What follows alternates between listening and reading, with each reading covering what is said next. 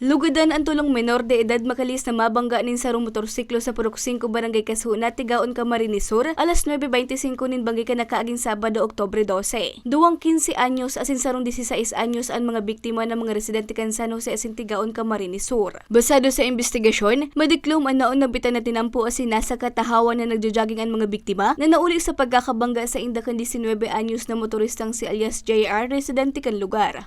Ang boulevard po kasi dito is meron man po siyang portion of nasa sigilid po. Ini po ang mga nagjo-jogging natin na biktima is medyo itong sa along the road po sila nagjo-jogging.